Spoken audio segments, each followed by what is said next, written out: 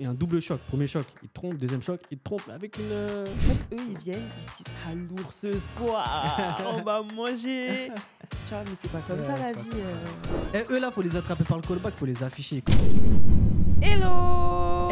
Hey. On espère que vous allez tous bien. On se retrouve pour une nouvelle vidéo. Ouais. 3 Suis-je mauvais? 3 histoires croustillantes, hein?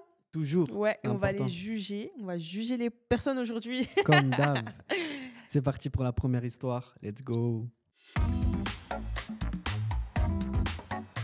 Je viens d'apprendre que mon mari envoie des SMS à une fille de 16 ans. Wesh. Et eux là, faut les attraper par le callback, faut les afficher. Comme ils font là sur Kik, là, ou sur je sais plus quel Vraiment. truc de stream. Nous sommes tous les deux âgés de 30 ans et on est mariés depuis 3 ans, sans dispute ni désaccord majeur, et ma découverte a eu lieu il y a environ 2 semaines. Il s'avère que mon mari envoie des sextos à cette jeune fille de 16 ans depuis 3 mois maintenant. Ah, c'est chaud. J'ai vu leurs messages échangés sur Facebook et j'ai creusé en regardant son profil. Elle a 16 ans et elle est d'origine asiatique. Maintenant, je ne sais pas s'il la connaît en dehors des réseaux sociaux, car en réalité, tout ce que je sais, ce sont quelques petites informations, mais je brûle intérieurement de peur de la confrontation et de la manière dont elle pourrait se dérouler. Ah, c'est chaud. Non seulement je suis dévastée par le fait qu'il puisse me tromper, Ouais. mais aussi par le fait qu'elle soit mineure. Ouais. Je ne sais plus quoi faire, à qui parler ou comment traiter ça. Je ne pense pas que ce soit une chose pardonnable pour moi, même s'il trouve une explication à ça. Les chelouets. Ce que j'en pense, frérot, voilà, tu sais ce que j'en pense déjà. C'est chaud comme histoire parce que, bon, déjà, il y a une double trahison. Enfin, une double trahison. Il y a une première trahison qui se fait parce qu'il parle à quelqu'un d'autre. Il y a un double choc, c'est ça que je vais dire.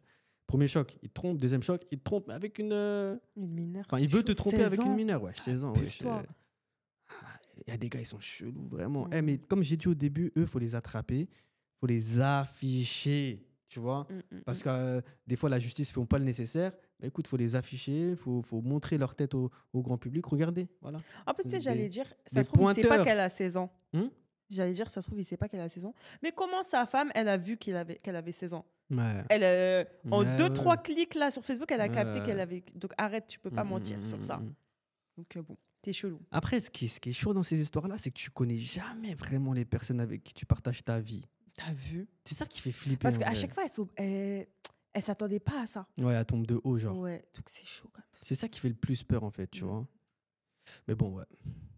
Histoire numéro 2. Suis-je mauvaise de trop me mêler des affaires de ma belle famille? Reste à ta place, Reste on t'a à ta dit. place, ma belle. Je suis en couple avec mon petit ami que nous appellerons G depuis environ 2 ans. Il a 3 jeunes frères et sœurs. Tous sont encore à l'université et vivent toujours à la maison avec leur mère et leur père. Tandis que mon petit ami et moi louons un appartement. Cet été, ils fêteront leur 30e anniversaire de mariage en France, là où ils se sont mariés.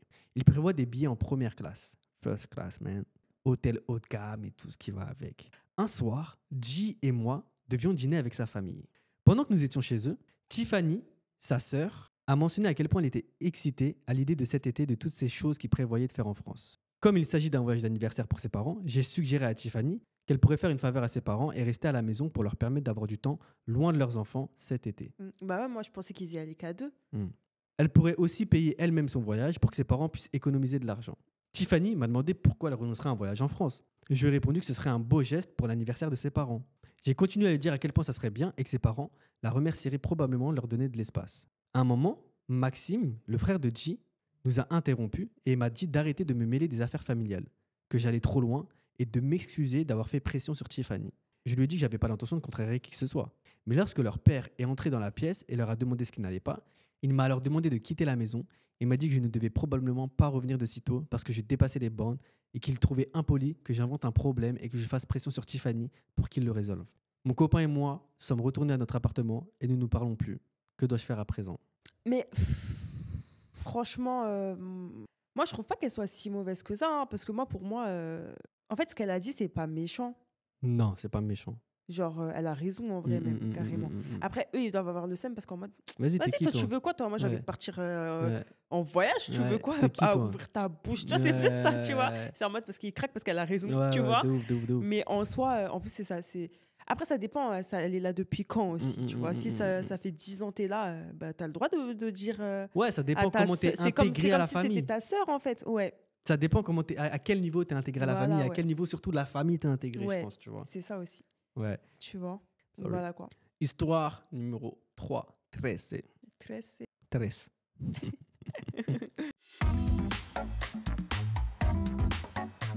Suis-je mauvaise pour ne pas avoir commandé de nourriture afin de ne pas avoir à partager l'addition? Les rats. Je fais partie d'un petit groupe d'amis, environ 8, depuis l'université. Pour la petite histoire, 2 personnes du groupe, Suzanne et Greg, sont de véritables sangsues. Vous sortez déjeuner? Attendez-vous à ce qu'ils commandent ce qu'il y a de plus cher sur le menu. Ils vous racontent des histoires sur leurs finances et qu'ils vous refilent la moitié de l'addition. Le week-end dernier, Dan, l'un des membres du groupe, m'a parlé d'un dîner décontracté. Je lui ai dit que si Suzanne ou Greg étaient là, je ne pourrais pas venir.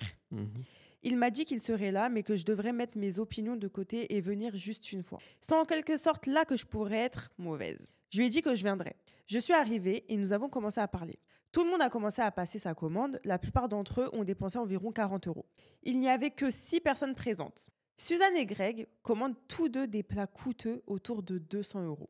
Ouais, ils abusent de ouf, wesh. Quand ce fut mon tour de commander, tout le monde m'a regardé, mais j'ai simplement pris le menu et j'ai pris un cocktail à 4 €. Dan m'a demandé pourquoi j'avais rien commandé et j'ai répondu que j'avais perdu l'appétit. Les 2 autres amis se sont également levés pour annuler leur commande et prendre un verre. Une fois les plats principaux sortis, j'ai vu Suzanne et Greg picorer leur nourriture. Le serveur apporte l'addition.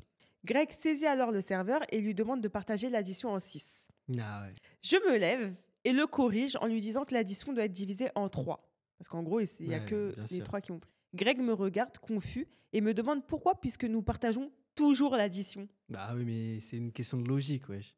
Et je lui rappelle que 3 d'entre nous n'ont rien mangé et que nous ne payons donc que nos boissons. Bien sûr. Ainsi, à la fin de la soirée, Dan, qui n'avait probablement mangé qu'environ 50 €, s'est retrouvé avec un chèque de 146 €. Oui, je me souviens du chiffre exact. Je jure que j'ai vu sa mâchoire se décrocher lorsqu'il a pris le reçu. Non mais Dan, c'est le 3e. Il y a Greg, Suzanne. Eux, ils ont pris 200. Ah oui, 200. ok. Et Dan, c'est le 3e, il a pris un truc tranquille, tu vois. Compris, 50 balles. Mais là, à cause d'eux, il doit payer. Ouais. J'ai glissé 10 € sur l'addition et j'ai dit au revoir à tout le monde et je suis partie. Le lendemain matin, j'ai trouvé mon téléphone plein de messages de Greg et Suzanne me disant que j'ai été mauvaise pour ne pas avoir commandé de nourriture et de les avoir forcés à payer plus que ce qu'ils avaient prévu. MDR. Honnêtement, j'ai ri parce que les steaks à eux seuls étaient plus chers que ceux qu'ils avaient payés. Mais chacun ses goûts, n'est-ce pas? J'ai aussi reçu beaucoup de messages de Dan me disant que j'aurais pu ne pas venir au lieu de faire ce coup et de lui faire payer une facture exorbitante. Alors, est-ce que j'étais mauvaise ou pas? Non, bien fait. Il y en a marre, frère. Les gens, ils profitent trop. Voilà, il faut être juste dans la vie. Que tout le monde... faut qu'il y ait de l'équité, tu vois. Bien sûr. En vrai, si... tous les 6, vous aviez mangé des trucs équivalents, même si ça dépasse de 10 balles. Vas-y. Ouais. Là, t'abuses du bail et en plus, tu veux que je paye pour toi, mais sinon, ça va pas. Tu sais ce que j'aurais fait? J'aurais pris un truc plus cher que, genre 200 € plus cher que. Juste pour le. Ouais, mais au final, j'aurais économisé, tu vas payer. Ouais, mais oui, t'aurais économisé. Pour juste leur faire comprendre, vas-y, vous voulez payer, faire un truc comme ça, on va tous payer plus cher. Je vais prendre un truc encore 200 € plus cher que vous. En vrai, et ils auraient compris. En fait, eux, ils viennent, ils se disent ah, lourd ce soir, on va manger. Tu vois, mais c'est pas comme ça la vie. C'est comme ça. Tu sais qu'il y en a, juste pour l'argent, ils sont dans des stratagèmes comme ça. Parce que je sais qu'on va diviser, donc ça va me revenir moins cher, vu que les gens ils vont contribuer à mon repas. Ah là là. Il y en a comme ça. Les bails d'argent et tout, entre amis et tout. Soyez juste, faites pas d'histoire d'argent, parce que l'argent là, ça pourrit ça les tue gens. des amitiés, hein. Franchement. Bon, en tout cas, on espère que vous avez kiffé ces 3 petites histoires. Abonnez-vous à la chaîne, très important. Donnez votre avis. On arrive avec du React là, sur Twitch là, bientôt. Là. Ouais. On est en train de mettre en place. Et on va inviter des gens. Ouais, depuis, petit spoil, on va inviter des gens. Depuis 6 mois qu'on doit inviter des gens. Oui, mais là, on n'avait pas le temps. Là, c'est bon.